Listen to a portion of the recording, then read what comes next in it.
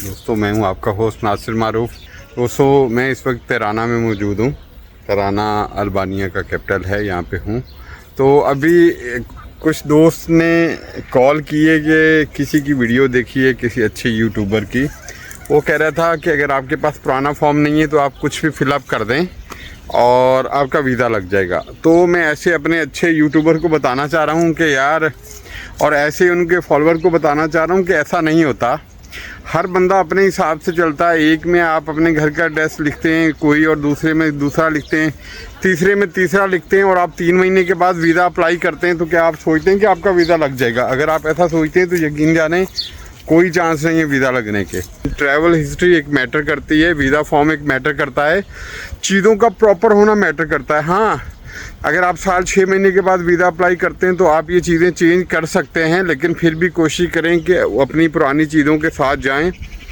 और अगर आप एड्रेस चेंज करते हैं तो फिर आपकी कंपनी का नाम भी चेंज होना चाहिए। ऐसा तो नहीं कि कंपनी पूरा स्ट्रक्चर चेंज कर दे। कोई एक आध चीज़ चेंज कर सकते हैं, लेकिन सारी चीज़ें आप चेंज नहीं कर सकते। ये ठीक है कि दुनिया के 99 वीज़े जो अप्लाई होते हैं उसमें सिर्फ 4 से 5 चीज़ें चाहिए होती हैं। बाकी सारी इंफॉर्मेशन होती है जो आप सिर्फ आप ही दे सकते हैं, जैसे passport, ID card, picture, bank statement, insurance, hotel booking, ticket booking. ये 5-6 डॉक्यूमेंट ऐसे हैं जो आपको हर वीज़े के लिए काम है। वीज़ों का स्टेटस हर महीने 15 दिन में चेंज होता रहता है। जैसे कि फॉर एग्जांपल मैं आपको बताता हूँ कि कोई शख्स अगर पेरिस का वीज़ा अप्लाई कर रहा है, फ्रांस का, तो पता है क्या होगा? ज़्यादा से ज़्यादा इसका ये होगा कि वहाँ कोई एग्जीबिशन चल रही है, कोई फुटबॉल मैच हो रहे हैं, कोई और ऐसी चीज़ हो रही है, इस तरह की चीज़ें चल रही हैं, तो वहाँ पे वीज़ा रेशो बहुत अच्छी हो जाएगी।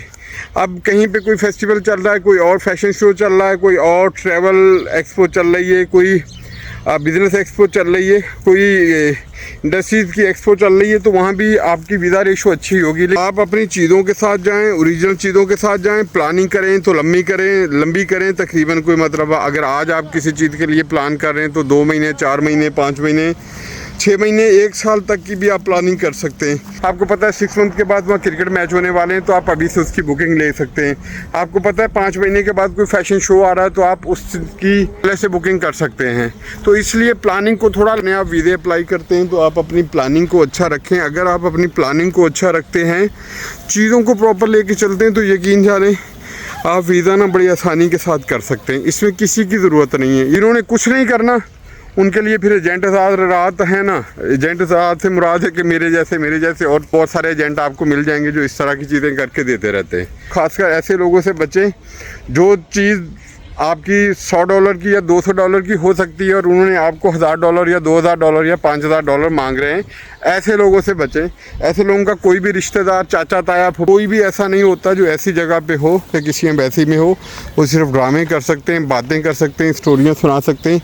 आप लोगों ने सिर्फ इन स्टोरियों से बचना है, इस तरह के ड्रामों से बचना है, और कोशिश करनी कि सारी चीज़ें खुद करें। एक दफ़ा गलत होंगी, दूसरी दफ़ा गलत होंगी, तीसरी दफ़ा गलत होंगी। एक वक्त आएगा कि आप बड़े अच्छे तरीके से ये सारी चीज़ें कर सकते हैं और आपको कोई भी नहीं रोकेगा। ज़्यादा चाहूँगा जहाँ भी रहें खुश रहें, और मुझे खुश रखने के लिए मेरे चैनल को लाइक करें, सब्सक्राइब करें और दोस्तों के साथ शेयर करें।